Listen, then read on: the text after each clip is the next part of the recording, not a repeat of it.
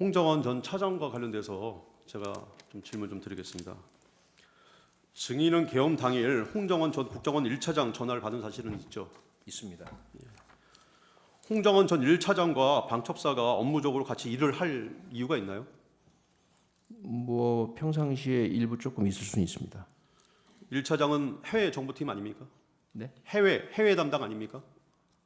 뭐 구체적으로 말씀드리긴 그렇지만 홍장원 씨는 전혀 모르는 사람이 아닙니다. 예, 알겠습니다. 홍정원은 이렇게 증언을 했습니다. 12월 3일 23시 06분에 증인에게 전화를 하였는데 증인이 홍정원에게 국회는 경찰과 협조해서 봉쇄하고 있습니다. 선배님 이걸 도와주세요. 저희 체포자가 나가 있는데 소재 파악이 안 돼요. 명단을 불러드릴게요. 이렇게 말한 적이 있습니까? 지금 그 변호사님께서 여쭤보시니까 제가 좀 답변을 좀 드리겠습니다. 예. 기본적으로 홍장원 씨와 제가 통화한 그 상황이 아까 말씀드린 것처럼 엘리베이터 타고 왔다 갔다 하면서 통화를 했기 때문에 사실 저는 정확한 기억이 없습니다. 그런데 구속 수감된 상태에서 그 사람이 뭐라고 얘기하는지 제가 볼 틈도 없었습니다.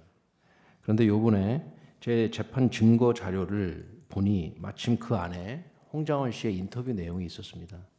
그 인터뷰 내용을 보면서 두 가지가 사실은 아주 이상했습니다.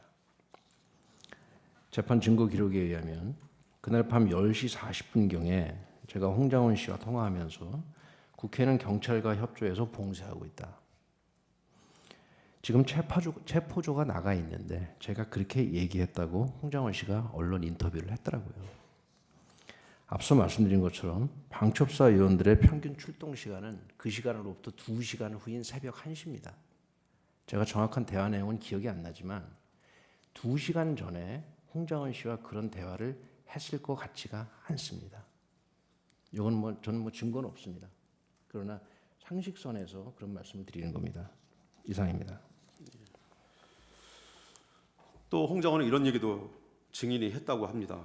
1조 2조가 축차 검거 후에 방첩사 구금 시설에 감금 조사할 예정입니다.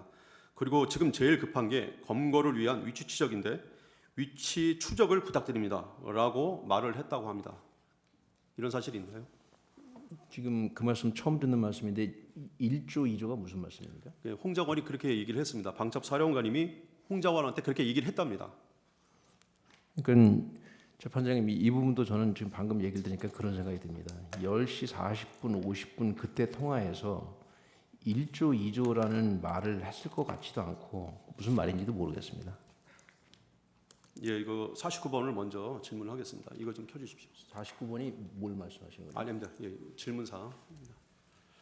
을 제 126호 중에 4 홍정원의 메모를 제시하겠습니다.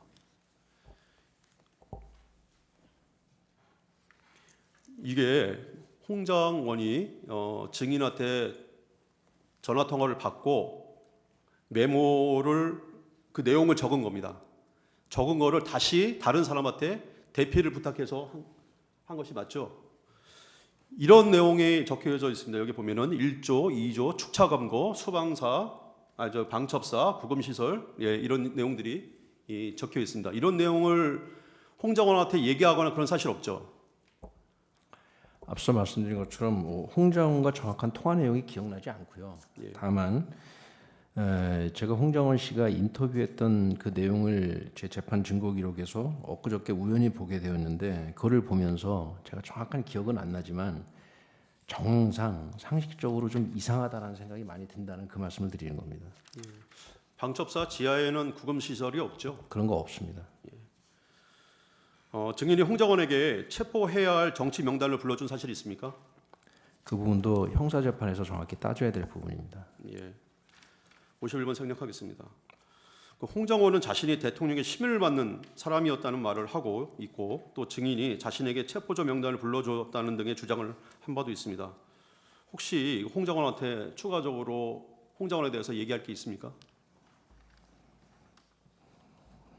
뭐 별로 언급하고 싶은 사항 없습니다. 예, 알겠습니다. 이상입니다. 끝났습니까? 예. 제가 한 가지 확인하고 넘어갈게요. 자꾸 진술 조서가 언급이 돼서 정인께서 수사기관에서 수사를 받으셨잖아요. 네, 그때 변호인이 선임되어 있었습니까? 있었습니다. 그러면 변호인 입회하에 조사를 받으셨습니까? 뭐 대부분 그랬습니다. 예, 그리고 그 조사를 마칠 무렵에 조서 내용을 쭉 이렇게 확인해 보시고 그 서명 날인하셨습니까? 조서 내용을 보고 서명 날이라는 것은 맞습니다. 네. 그러나 뭐 제가 이 법률적인 뭐 지식이 어찌 재판장님을 따라가겠습니까? 다만 형사 재판의 중요한 피고인으로서 그때 제가 검찰에 성실하게 답변을 한 내용도 지금 다른 사람들의 진술이나 이런 것을 제가 이제서야 봤기 때문에 다음 형사 재판에 성실히 임하면서 저는 엄격히 따져야 될 게 되게 많다고 생각합니다. 뭐 이게 법률적으로 무슨 의미가 있는지 모르겠으나 저는 상식적으로 그렇게 생각합니다.